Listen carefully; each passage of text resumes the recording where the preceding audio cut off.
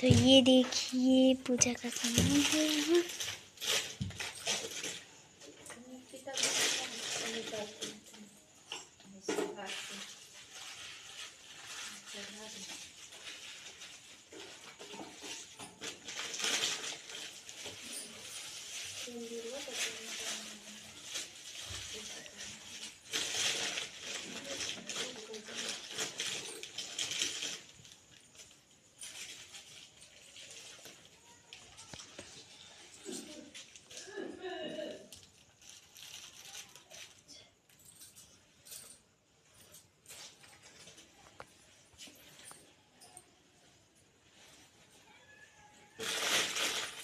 Hi friends, आज करवा चौथ का पूजा होने जा रहा है, तो ये कथा सुनिए और कमेंट करके बताइए कैसा है। करवा चौथ व्रत कथा। यह व्रत अति प्राचीन है। इसका प्रचलन महाभारत से भी पूर्व का है। यह व्रत सौभाग्यवती महिलाओं के लिए उत्तम माना गया है।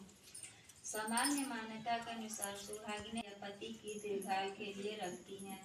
कहा जाता है इसे पांडवों की पत्नी द्रौपदी ने भी किया था। यह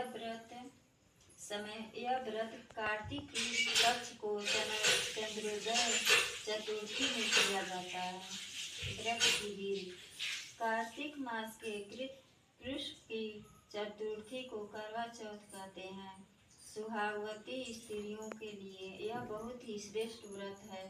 स्त्रियां इस व्रत को के लिए करती हैं। इस दिन सुहागिन स्त्रियां चावल पीसकर दीवार पर करवा चौथ बनाती हैं, जिसे वर कहते हैं। इस करवा चौथ में पति के अनेक रूप मनाए जाते हैं तथा सुहाग की वस्तुएं जैसे चूड़ी, बिंदी, बिछुआ, मेहंदी और महावर आदि के साथ साथ दूध देने वाली गाय, करुआ बेचने वाली कुम्हारी, महावर लगाने वाली नाई, चूड़ी पहनाने वाली मनिहारी, 7 भाई और उनकी इकलौती बहन, सूर्य, चंद्रमा, गौरा और पार्वती आदि देवी देवताओं के भी चित्र बनाए जाते हैं।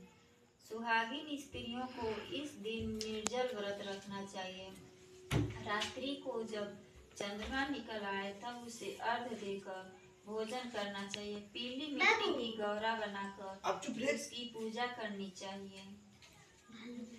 यदि दीवार पर करवा चौथ बनाने में कोई असुविधा हो तो करवा चौथ का चित्र बाजार से लाकर दीवार पर चिपकाया जा सकता है। करवा चौथ व्रत कथा। एक साहूकार था जिसके 7 बेटे और एक बेटी थी। 7 भाई व बहन एक साथ बैठकर भोजन करते थे। एक दिन कार्तिक की चौथ का व्रत आया तो भाई बोला कि बहन आओ भोजन करें। बहन बोली कि आज करवा चौथ का व्रत है, चांद उगने पर ही खाऊंगी। तब भाइयों ने सोचा कि चांद उगने तक बहन भूखी रहेगी, तो एक भाई ने दिया जलाया, दूसरे भाई ने छलनी लेकर उसे ढका और नकली चांद दिखाकर बहन से कहने लगे कि चल चांद उग आया है, अर्घ दे ले। बहन अपनी भाभियों से कहने लगी कि चलो अर्घ दे दो, तो भाभियां बोली तुम्हारा चांद उगा होगा, हमारा चांद तो रात को उगेगा। बहन ने जब अकेले ही अर्घ दे दिया और खाने लगी तो पहले ही गिलास में बाल आ गया, दूसरे गिलास में कंकड़ आया और तीसरा गिलास मुंह की ओर किया तो उसकी ससुराल से संदेशा आया कि उसका पति बहुत बीमार है, जल्दी भेजो। माँ ने तब लड़की को विदा किया और कहा कि रास्ते में जो भी मिले उसके पांव लगना और जो कोई सुहाग का शीर्ष दे तो उसके पल्ले में गांठ लगाकर उसे कुछ रुपए देना। बहन जब भाइयों से विदा हुई तो रास्ते में जो भी मिला उसने यही आशीष दी कि तुम 7 भाइयों की बहन, तुम्हारे भाई सुखी रहें और तुम उनका सुख देखो। सुहाग का आशीष किसी ने भी नहीं दिया। जब वह ससुराल पहुंची तो दरवाजे पर उसकी छोटी ननद खड़ी थी।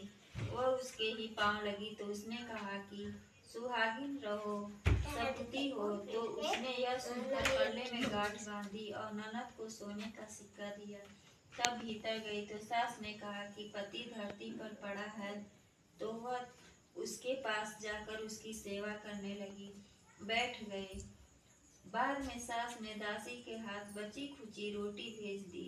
इस प्रकार से समय बीतते बीतते मार्गशीर्ष की चौथ आई तो चौथ माता बोली, करवा ले भाइयों की प्यारी करवा ले। लेकिन जब उसे चौथ माता नहीं दिखलाई दी तो वह बोली, ए माता, आपने मुझे उजाड़ा तो आप ही मेरा उद्धार करोगी, आपको मेरा सुहाग देना पड़ेगा। तब उस चौथ माता ने बताया कि पौष की चौथ आएगी, वह मेरे से बड़ी है, उसे ही सब कहना, वही तुम्हारा सुहाग वापस देगी। पौष की चौथ आकर चली गई, माघ की चली गई, फागुन की चली गई, चैत्र वैशाख जेठ आषाढ़ और सावन भादो की सभी चौथ आई और यही कहकर चली गई कि आगे वाली को कहना। असौज की चौथ आई तो उसने बताया कि तुम पर कार्तिक की चौथ नाराज है, उसी ने तुम्हारा सुहाग लिया है, वही वापस कर सकती है, वही आएगी तो पांव पकड़कर विनती करना। यह बताकर वह भी चली गई। जब कार्तिक की चौथ आई तो वह गुस्से में बोली, भाइयों की प्यारी करवा ले, दिन में चांद उगानी करवा ले, व्रत खंडन करने वाली करवा ले, भूखी करवा ले। तो यह सुनकर वह चौथ माता को देखकर उसके पांव पकड़कर गिड़गिड़ाने लगी। हे चौथ माता, मेरे सुहाग तुम्हारे हाथों में है, आप ही मुझे सुहागिन करें। तो माता बोली, पापीन हत्यारीन,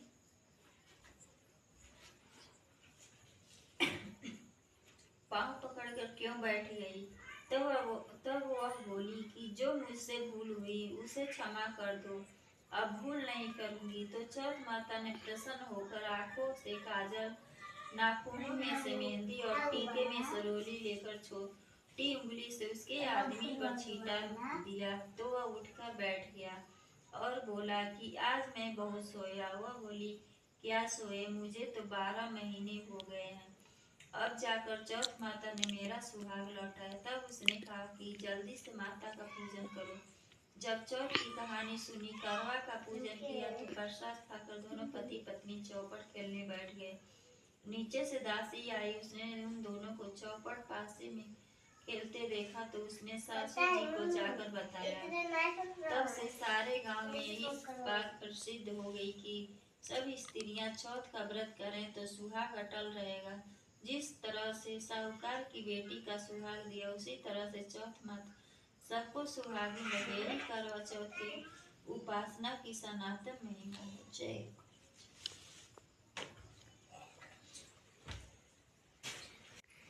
हेलो फ्रेंड्स, अभी आपने एक कथा सुना है करवा चौथ का।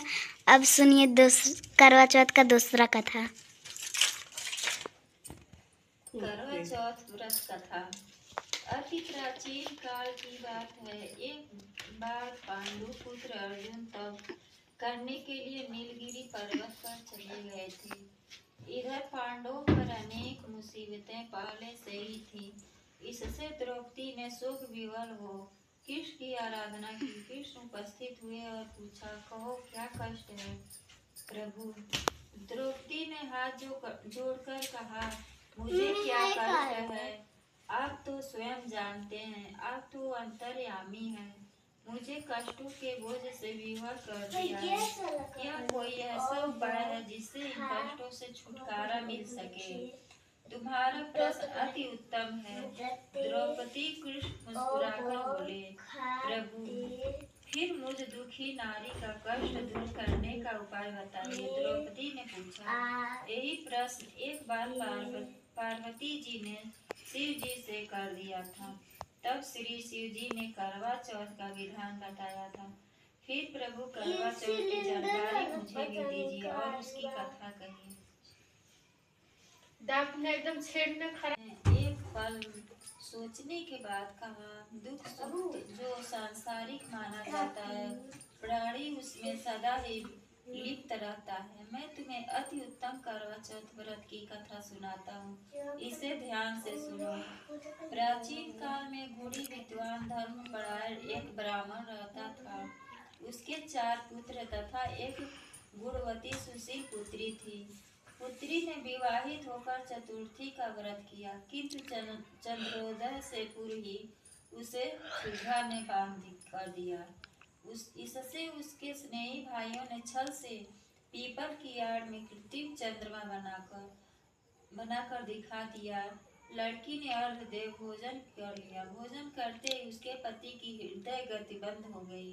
इससे दुखी हो उसने अन्न जल त्याग दिया। उसी रात्रि में इंद्राणी भू विचरण करने आई। ब्राह्मण पुत्री ने उससे अपने दुख का कारण पूछा।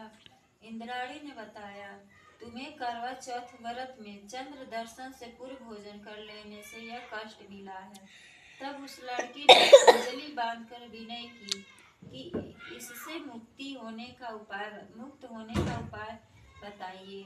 इस पर इंद्राणी ने कहा, यदि तुम विधि पूर्वक अगली करवा चौथ का व्रत करो तो तुम्हारे पति पुनर्जीवित हो जाएंगे। कन्या ने ऐसा करने का वचन दिया तो उसका पति स्वस्थ हो गया। इस पर उस कन्या ने वर्ष भर प्रत्येक चतुर्थी का व्रत किया और अनंत अखंड सुहाग प्राप्त किया। श्री कृष्ण ने कहा, हे द्रौपदी, यदि तुम इस व्रत को करोगी तो तुम्हारे सभी संकट टल जाएंगे। इस प्रकार द्रौपदी ने यह व्रत किया और पांडव सभी क्षेत्रों में विजयी हुए। इस प्रकार सौभाग्य, पुत्र पौत्रादि और धन धान की इच्छुक स्त्रियों को यह व्रत विधि पूर्वक करना चाहिए। इस व्रत में भगवान शंकर जी की आरती की जाती है।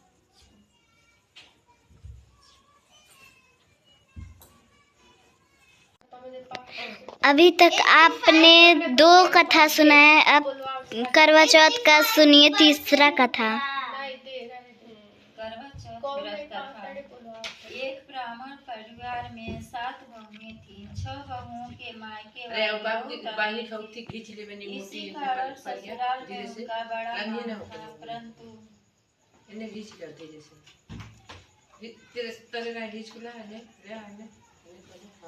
छोटी के मायके में कोई न था। वह घर का सारा काम काज करती, सबकी सेवा करती, पर कोई भी उससे प्यार नहीं करता।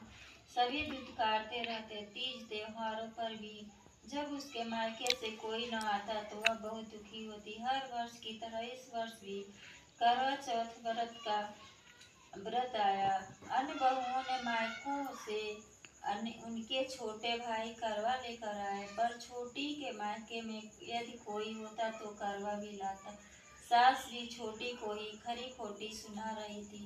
वह दुखी होकर घर से निकल पड़ी और जंगल में जाकर रोने लगी। एक नाग बहुत देर से उसका रोना सुनता रहा। अंत में वह अपने बेल से निकल आया और छोटी बहू से पूछने लगा, बेटी क्या बात है, तुम रो क्यों रही हो? छोटी बहू बोली, आज करवा चौथ है, मेरा कोई भाई नहीं है। यदि मेरा कोई भाई होता तो आज जरूर करवा लेकर आता। नाग को छोटी बहू पर दया आई। नाग ने कहा, बेटी तुम घर चलो, मैं अभी करवा लेकर आता हूँ। थोड़ी देर बाद नाग ससुराल पहुंचा। ससुराल वाले इतना सामान देकर चकित हो गए। सास भी प्रसन्न हो गई। सास ने प्रसन्न मन से छोटी बहू को नाग देवता के साथ भेज दिया। नाग देवता ने छोटी बहू को अपना सारा महल दिखाया और कहा, जितने दिन चाहो आराम से रहो, मन चाहा खाओ, मन चाहा पहनो, पर एक बात ध्यान रखना, सामने रखी नाद कभी मत खोलना। छोटी बहू सारा समय महल में आराम से काटती, पर नाद के बारे में उसकी उत्सुकता बढ़ती जाती। एक दिन जब घर में कोई न था, उसने नाद को उठाकर देखा तो हजारों छोटे छोटे सांप के बच्चे इधर उधर रेंगने लगे। उसने जल्दी से नाद को ढक दी। जल्दी में एक सांप की पूंछ नाद के नीचे आकर कट गई। शाम को नाग के आने पर छोटी ने अपनी गलती स्वीकार कर ली। नाग ने भी उसे क्षमा कर दिया। जब छोटी ने अपने ससुराल जाने की इच्छा की तो उसे धन रत्न आदि देकर विदा किया। छोटी के ससुराल में अब उसकी बड़ी इज्जत होने लगी। जिस सांप की पूंछ कटी थी उसे सभी बांडा कहकर तंग करते थे। एक दिन उसने अपनी माँ से पूछा कि मेरी पूंछ कैसे कटी। माँ ने कहा कि छोटी बहू के नाद उठाने और जल्दी में रखने में ही तुम्हारी पूंछ कटी है। तो वह बोला कि मैं छोटी से बदला लूंगा। माँ के बहुत समझाने पर भी वह एक दिन चुपचाप छोटी के घर जा छुपा और मौका पाकर उसने काटने की सोचने लगा। वहाँ छोटी बहू और उसकी सास में किसी बात पर बहस हो रही थी। तो छोटी कसम खा खा कर कह रही थी कि मैंने ऐसा नहीं किया। वह कह रही थी कि मुझे बंडा भैया से प्यारा कोई नहीं है। उन्हीं की कसम खाकर कहती हूँ कि मैंने ऐसा नहीं किया। बंडा ने जब सुना तो सोचने लगा, जो मुझसे इतना प्यार करती है मैं उसे ही काटने आया हूँ।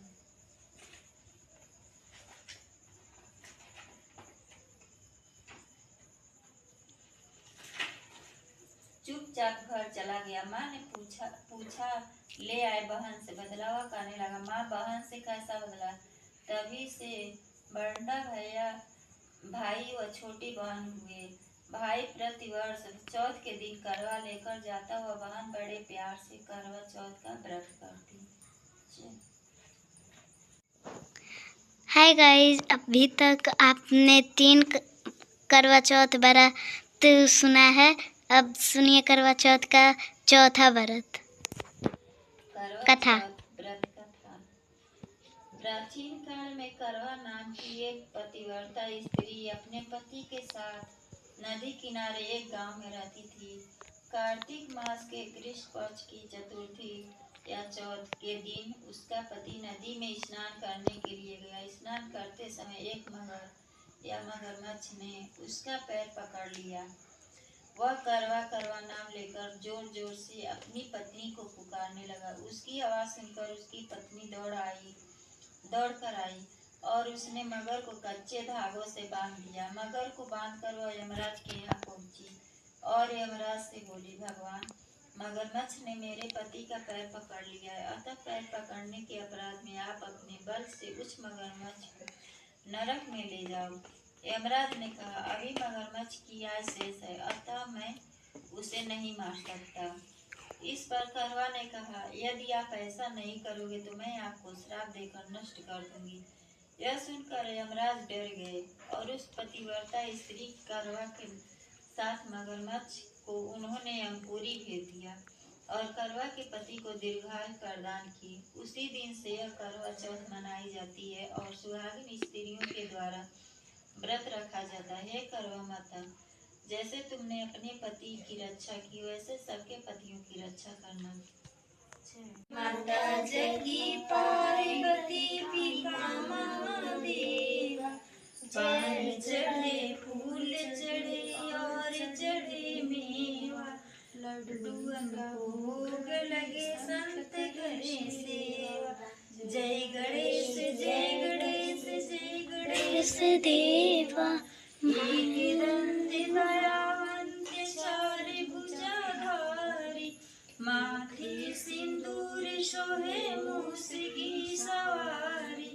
जय गणेश जय गणेश जय गणेश देव, अंधन को आँख देते कोढ़िन को काया, बाजन को पुत्र देते निर्धन को माया।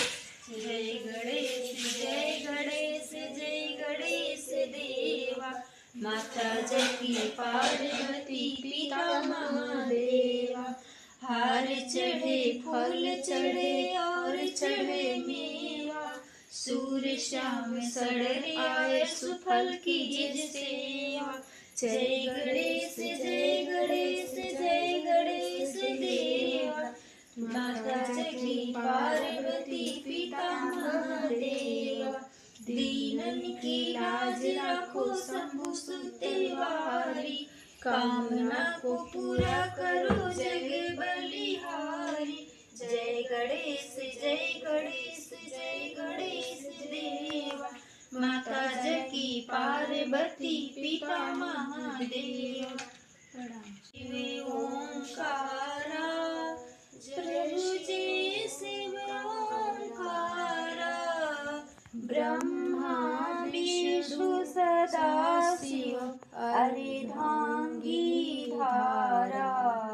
जय शिव ओंकारा एकानन चतुरानन पंचानन राजे हंसासन गरुड़ासन वृषवाहन साजे।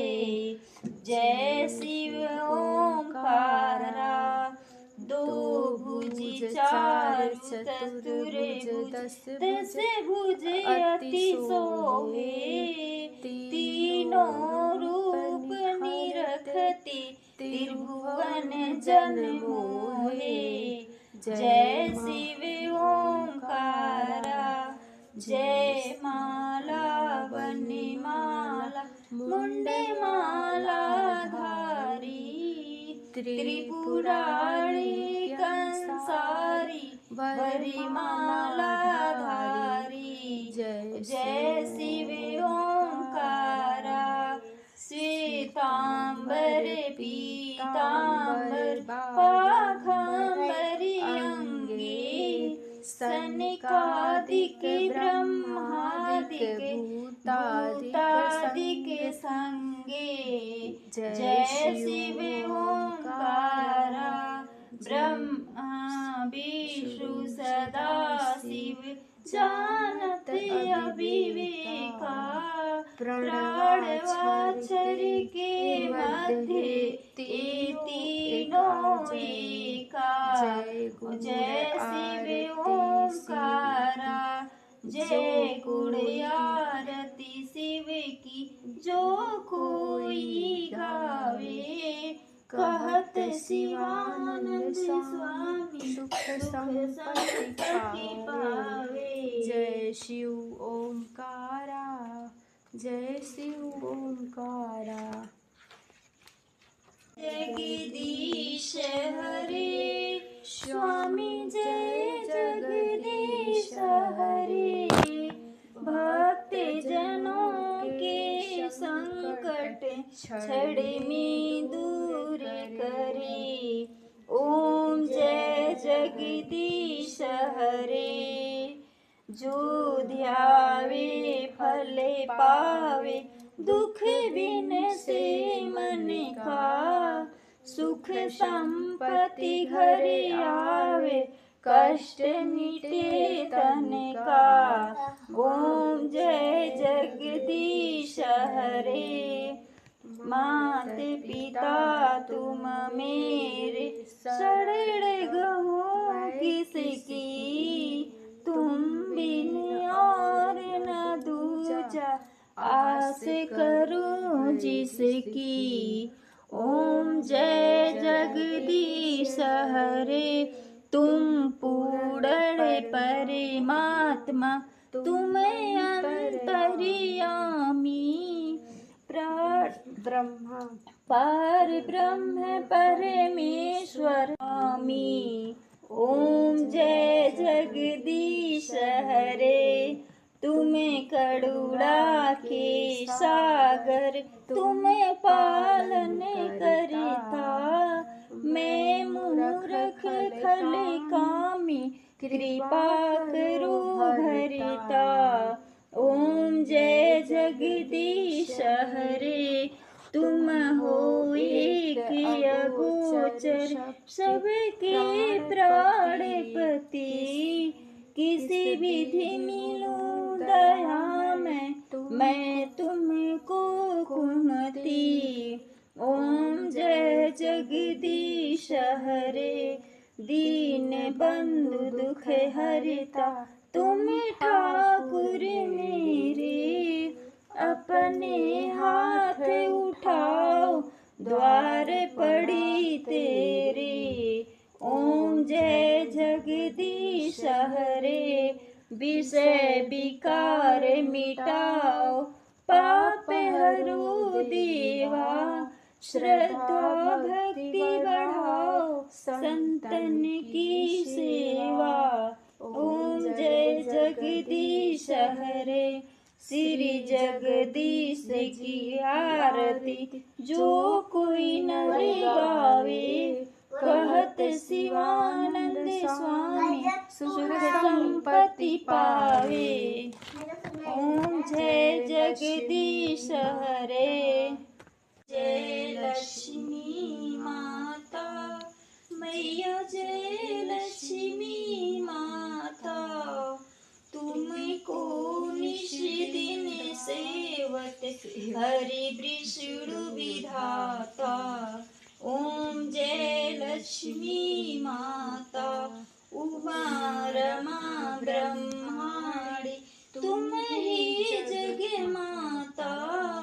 सूर्य चंद्रमा ध्यावत नारद ऋषि गाता। ओम जय लक्ष्मी माता दुर्गा रूप निरंजन, सुख संपत्ति दाता। जो कोई तुमको ध्यावत रिद्धि सिद्धि धन पाता। ओम जय लक्ष्मी माता तुम पाताल निवासिनी, तुम ही शुभदाता। कर्म प्रभाव प्रकाशिनी, भवनिधि की त्राता। ओम जय लक्ष्मी माता जिस घर में तुम रहती, तहाँ सब संपद गुण आता। सब संभव हो जाता, मन नहीं घबराता। ओम जय लक्ष्मी माता वस्त्र न कोई पाता, खाने पाने का वैभव सब तुमसे आता। ओम जय लक्ष्मी माता सुबह गुड़ मंदिर सुंदर, क्षीरोदधि जाता। रत्न चतुर्दश तुम बिन कोई नहीं पाता। ओम जय लक्ष्मी माता महालक्ष्मी जी की आरती जो कोई नर गाता। उर आनंद समाता, पाप उतर जाता। लक्ष्मी माता मैया, जय लक्ष्मी माता।